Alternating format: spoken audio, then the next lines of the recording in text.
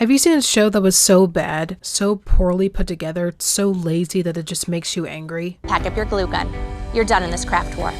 Well, strap yourselves in. This is going to be a long one. Craft Wars was a reality competition show that aired on TLC during the summer of 2012. Craft Wars was produced by Super Delicious, who also produced shows like Cupcake Wars, Cake Wars, and Halloween Wars. I'm detecting a pattern here. Craft Wars was made during what I like to call the Wars meta. Putting wars in a show's title was TV's version of clickbait back in the early 2010s. For example, A&E had shows such as Storage Wars, Parking Wars, and Shipping Wars. Storage Wars was about people trying to outbid each other in storage unit auctions. Parking Wars was about parking enforcement employees in various US cities. And Shipping Wars was about independent truck drivers shipping large items across the country. HGTV even recently came out with a new show called Table Wars, which is a competition show about setting tables. Yep, we love war so much we're now fighting tables. War shows were generally successful during the 2010s. Storage Wars even went on to have multiple spin-offs. But Craft Wars wasn't able to succeed like the other war shows at the time, and it only lasted one season. So let's take a look at the show and see why the show didn't catch on. It's Craft Wars. The first thought I had about this show was that this is just Cupcake Wars 2.0. I know that they're both produced by the same company, but this is just lazy. In Cupcake Wars, there are 3 rounds with 2 regular judges and a guest judge. There are 2 smaller challenges where the bakers have to make cupcakes inspired by the theme for the episode. In this episode, the theme is the Kentucky Derby. The bakers had to make cupcakes using the ingredients from cocktails served at the Kentucky Derby. Then the final challenge is to make a 1,000 cupcake display for the event with the help of assistants and a carpenter. In Craft Wars, there's one small challenge that eliminates one contestant. Then the remaining 2 crafters make a giant crafting project with the items corresponding to the episode's theme, with the help of assistants. They didn't even bother to try to set these 2 shows apart. Cupcake Wars has a baker with an assistant, so Craft Wars contestants have an assistant. Even the set design looks the same. The judges are filmed on the left, and the contestants are on the right, and the editing is also similar. Super Delicious just copied the format of their baking competition show and just replaced cake batter with glue guns. It's Craft Wars. For a show called Craft Wars, the showrunners don't seem to understand what crafting is at all, because if they did, the show wouldn't be formatted like this. The show has 2 challenges every episode. The first challenge is the Pop Craft, where the crafters have to make a popular crafting item in 1 hour using various unconventional materials. For example, in episode 1, they had to make duffel bags using sports equipment such as cheerleading uniforms and sports balls, and 1 contestant is eliminated after this round. They have 1 hour to figure out how they're going to make a working duffel bag, cut the fabrics from the materials, sew them, spend valuable seconds of Tori talking to them and wasting their time, and completely finish them in 1 hour. 60 minutes to make a working duffel bag from scratch. The pop craft isn't a challenge, it's impossible. The show expects the crafters to make pretty complex projects in only 1 hour. That is hard to do already, and then the show adds the fact that they have to incorporate a bunch of junk to their designs. Now, this one's filled with rubber bands, bottle caps, takeout menus, light bulbs. What am I supposed to do with a drawer full of crap? Then the judges criticize the crafters for having unfinished projects, or for the projects having poor construction. Look at that bag up close, and I can see from here this wiggle seam. I can see strings. One of the biggest complaints the crafters make on the show is how they didn't have any time to finish their pop craft. What were you spray adhesiving? There was a point where I realized I was not going to have the time to sew down all of the... Did you think about using a sealer like an outdoor Mod Podge or something on there? I would have loved to, but 1 hour went by so quick. It needed to be functional. I am like a spray paint ninja, but we just didn't have time. We're having to resort to hot glue. So Why are you hot gluing? Well, I'm running out of time, and I want a completed project. Now, in the Michael's Craft Closet, we do have fabric glue. Is there a reason you didn't choose that? It does take a while It to does. dry, and so since I don't have much time So left. that was your concern. I don't have enough time to hand stitch this thing, so I'm gonna stitch it literally using a crochet hook and yarn. There were some times when the crafter was doing one design, and then they had to change it to a different design because they didn't have enough time. You had to start over. Did it just not work?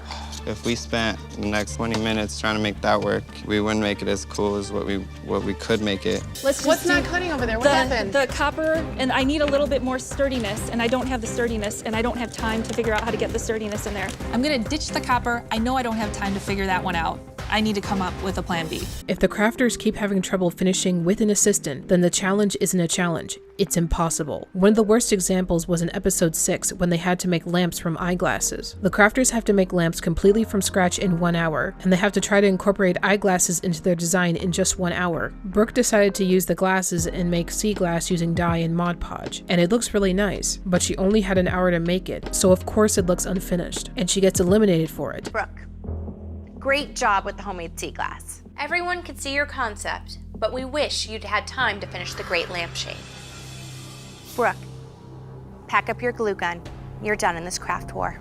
They said that they wished that she had more time, and then they eliminated her anyway. Exactly how does that make sense? It's not her fault that you only gave her an hour to create a working lamp entirely from scratch. It's highly ironic that the judges are supposed to be crafting experts, and they're criticizing a contestant for not finishing a lamp in an hour. They should know that crafting projects take a while to do, at least ones that you'd actually be proud of. Crafting means making something skillfully by hand. How can the contestants show off their skills if they have to worry about a short time limit, and Tori popping in to see how they're doing? It's impossible. Either give them a smaller challenge or double the time limit for the challenge to 2 hours at least. After 2 crafters make it through the impossible first round, they then move on to the Master Craft Challenge. In the Master Craft Challenges, the 2 remaining crafters have to make an entire scene from scratch in 5 hours with the help of more assistants. For example, they have to make patio furniture, Halloween lawn displays, pet mansions, kids' playhouses, and so on from whatever garbage the showrunners give to them. I personally don't consider those to be crafting. For one, most of the Mastercrafts are made of wood. Michaels doesn't sell wood. You go to Lowe's or Home Depot for wood. When I think of crafting, it's something that I can easily replicate. Patio furniture from beach items isn't something that can be replicated. Nobody's going to take any of these things home with them once the cameras stop rolling. The patio furniture is tacky and nobody is going to use these or want to make these at home. These challenges aren't something that viewers can do themselves unless they have carpentry skills. This isn't a crafting challenge. This is set designing mixed with the unconventional challenge from Project Runway. Yeah, but it's different, you know? It's what I do. My stuff looks good. You just make it a mess. Is this honestly what the showrunners think crafting is? How is this showing off any of the contestants' skills?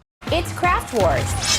The challenges in Craft Wars basically can be boiled down to this. Make a popular crafting project but with stuff that you don't use for crafting, and just rinse and repeat for 9 more episodes. Every single challenge on the show is just crafting stuff from unconventional materials. The show is just ripping off the unconventional challenge from Project Runway, but in Project Runway, they only do unconventional challenge once every season, not every episode. Having the crafters make stuff out of junk isn't interesting to watch over and over, maybe for 1 episode, but not every episode. In a competition show, you have to add some variety to the challenges or else they'll get stale. For example, on Chopped, the chefs have to make meals from random challenge ingredients, but they also add twists in order to keep the show interesting for the chefs and the viewers. There are a bunch of episodes where the chefs have to cook with an unusual ingredient like canned chicken or goat brain. Or my personal favorite episode, the episode where the judges were the contestants instead. It was a long requested episode by the fans, and it was refreshing to see the judges struggling to make dishes for once. And in Project Runway, the reigning runway challenge wouldn't have been as memorable if it was done every episode. Keeney's umbrella dress wouldn't have been a showstopper if it was done in every episode. If you're making a competition show, there needs to be a variety in the challenges if you want the show to have any longevity. Not everyone likes to eat the same food every day, so why would the show have the same challenges every episode?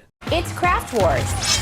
Crafting is a very diverse community, much like any other art form. There are people from all walks of life who enjoy crafting things. Even in elementary school, we all did arts and crafts whether we were boys or girls. We've all created something with our hands. So why is Craft Wars just full of white people? The host is white, the judges are white, the contestants are all white with the exception of a couple Asian women. That's insane. Out of all the people that the show could have chosen, they chose white people to compete in the show. Not all people who craft are white people. I'm black and I've done knitting, sewing, and crocheting.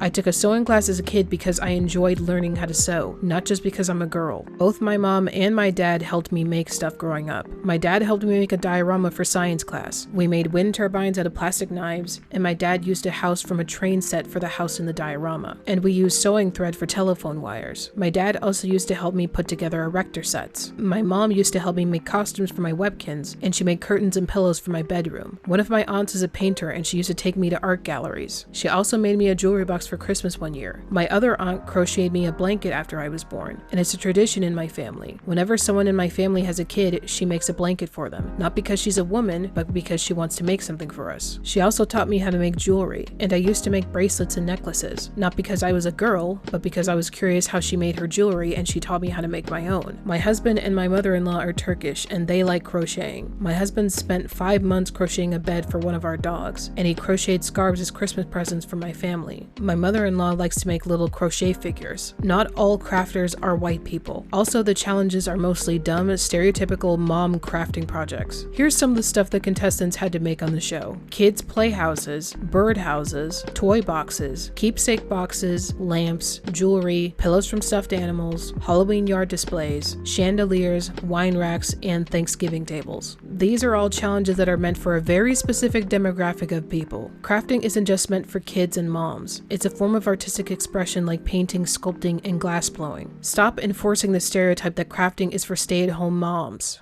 It's Craft Wars.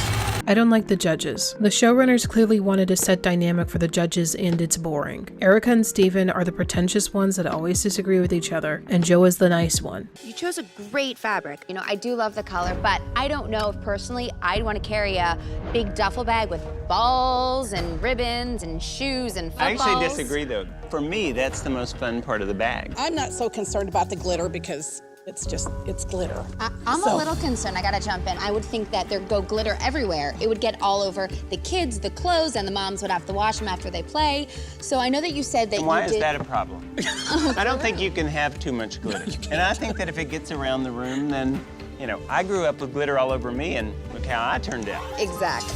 I don't find that appealing to watch. All 3 of them are also the only judges for the entire show. In competition shows, there's usually a couple of regular judges that are in every episode, and then there's a guest judge. Not the same 3 judges in every single episode. Not even Cupcake Wars has the same judges. Cupcake Wars has a guest judge in every episode with 2 regular judges. How did they screw this up so badly? The idea of having rotating judges is so the viewers and the contestants don't know how they're going to decide that episode. But on Craft Wars, I can pretty much figure out who's going to win because the judges are highly biased towards their own personal tastes. I appreciate the craftsmanship you showed when you covered all the edges with rope that was perfectly hot glued into place, but it just doesn't match the beach theme. It just made it a little bit too Western for me. I think it's just spectacular. Thank you. Sparkly.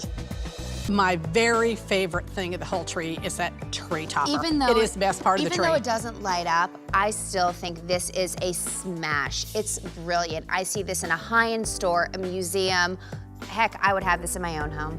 I will tell you that the technique that you used, the heat with the duct tape, it's an awesome technique that I can't wait to use on something. Thank you. And the crafter who made something to their taste is going to win. That doesn't make it a fair competition. Everybody has different tastes, so the show should have different judges, or else the show will become predictable and boring. There were times where I just wanted to skip ahead to the winner, because I already figured out which one the judges would like more. It's Craft Wars. I didn't think Tori's spelling was right for this show. I don't find her to be charismatic enough. Her lines don't seem like they come naturally to her, or maybe that's just how they come across with all the ADR. For someone who claims to be a crafter, she doesn't seem very excited. Everything she says just feels forced. The 2 of you who wow the judges will qualify to compete in the big battle, the Master Craft, while the 3rd will be sent home. Welcome to the Ultimate Craft Face-Off, where only one of you can survive. I'm a passionate crafter, just like all of you. So I know that when you guys get to work, You're like Roman gladiators, but with a lot more glitter. Your job is to slice them, dice them, shred them, or behead them into a standard-sized pillow. When Tori wasn't able to film episode 10, Steve Piacenza filled in for her. Unlike Tori, he co-hosted a show on HGTV called Creative Juice, so he already had experience hosting a show. His delivery sounds much more natural than Tori's, and he sounds much more enthusiastic. First up is the Pop Craft. Now, we all love Thanksgiving: turkey, sweet potatoes, biscuits, corn, gravy. But there's another Thanksgiving staple we all love, and that's wine. So right now, you're going to be making a Thanksgiving wine rack out of some other important Thanksgiving ingredients. For me, the show should have been hosted by Steve or someone else from HGTV or DIY Network. I think that they would have made better hosts on the show, and they would have given the show some much needed energy. Tori's delivery just makes the show feel bland. Along with being the host, Tori also acts as the mentor to the contestants. She visits them in the middle of challenges and gives them advice on what to do, similar to Tim Gunn in Project Runway. In my opinion, they should have had her as a mentor or judge instead of the host. That role seems more natural for her. I'm just gonna be honest. No. Your felt is really messy, and I'm worried about that. Now, I did see you spending a lot of time putting these denim pieces. You were gluing them on yourself. Because I do see holes. One helpful hint, you should have wrapped the tree in larger pieces of denim and then used strips for accents. Well, now remember in the first round, you have big ideas, Yeah. but it's the execution that the judges need to see. That's right. Okay, I have faith in You won't you. be disappointed. So I see some barrels over here. So I see some steps you've created. That's the structure. Yes. Where are the details? She seems more like someone to banter with instead of someone who announces the challenges, and the editing doesn't make her look any better. Oh, and speaking of editing. It's Craft Wars. Oh my god, the editing. Just look at this clip from episode 10 and you'll see what I mean. Because what if somebody at your party just comes up and touches one of these? The good thing about this is that, oh Crafters, the judges need a minute to compare the Oh my god. How can anyone watch this and not be disoriented? All of the episodes are like this, by the way. I didn't alter any of these clips. The show is actually edited this way. I have no idea how I was able to watch this in 2012. When watching this show for this video, sometimes I had to look away because the editing is so scatterbrained. The quick cuts don't keep me focused on the show. In fact, it does the opposite. It makes me zone out. Another thing that really bothered me was the heavy use of voiceover. If Tori or the judges aren't on screen, they're using ADR. I would have stitched a zipper in there to make it a working pocket. Today, there will be 2 rounds of competition. The first is the Pop Craft, where you will create one of the craft world's most popular items in just 1 hour. The 2 of you who wow the judges will qualify to compete in the big battle, the Master Craft, while the third will be sent home. It's just so messy. If you're covering the outside with felt, you need to fold the edges over and carefully staple. It's upholstery 101. Huge and clunky. You should have jeweled a couple smaller headphones instead. There were times when they even did ADR mid-sentence. Today, you'll have to use items from the one Special spot that's chock full of things that just have no other home. Today, there will be 2 rounds of competition. The first is the Pop Craft. Well, I like the idea that you actually started and constructed your box. I also loved the mirror garland, but I just wish there was more of it. Did they not record their mics very well when they were filming? Why have so much voiceover? It's so distracting. How could anyone sign off on this and think that it's watchable? In episode 10, Steve fills in for Tori for this episode as the host, and he doesn't have any ADR lines, and it sounds much better. I'm Steve Piacenza, craft producer, and half the team of Kathy and Steve.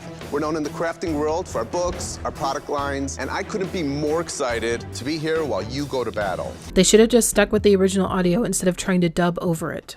It's Craft Wars. When I think of TLC, I think of trash TV. There's a reason that Cupcake Wars aired on Food Network instead of TLC. Cupcake Wars wants to be taken seriously as a baking competition show because the prizes for winning Cupcake Wars are things such as catering for high-profile events like the Kentucky Derby. Winning Cupcake Wars can help promote your small cupcake business on national TV, much like how Shark Tank promotes small businesses. Food Network is a network with shows like Chopped, Diners, Drive-Ins, and Dives, Iron Chef America, and Worst Cooks in America. These are shows that have a lot of name recognition and credibility. I've been to restaurants because they were featured on Diners, Drive-Ins, and Dives. If I saw a sign saying featured on TLC, I probably would hesitate buying it. TLC is not seen as a respected network. People featured on TLC are mocked by the producers and viewers. There's a reason why there are so many reaction videos of TLC shows like My Strange Addiction and 90 Day Fiancé. TLC is basically if clickbait YouTube channels had their own TV network. No one watches TLC to learn anything. They watch TLC to be shocked and appalled by the people that are featured on the shows. You can't have a bunch of clickbait clickbait TV shows and then expect me to take something like Craft Wars seriously. This is the worst network they could have aired the show on. It should have aired on HGTV or DIY Network. Those networks have a target audience that Craft Wars is trying to appeal to, and the networks are actually taken seriously. People might have looked at Craft Wars as a more legit show if it aired on those networks. How do you expect me to take Craft Wars seriously when it airs on the same network as 19 Kids and Counting, Sister Wives, Long Island Medium, and Toddlers and Tiaras? Craft Wars is what you get if you try to make a show without any passion or understanding of what crafting is. The showrunners didn't care about how to make a show about crafting, and it shows. They just copied the format from Cupcake Wars, but somehow made it even worse with the impossible challenges, terrible hosts and judges, awful editing, and stereotypical crafting challenges. Craft Wars wanted to cash in on the Wars meta, but instead, it just became one of the casualties. Thanks for watching, everyone. If you enjoyed this video, please leave a like to let me know. Also, let me know about other shows that only lasted one season, and I might cover them in a future video. Anyways, this has been Ari. See you guys next time.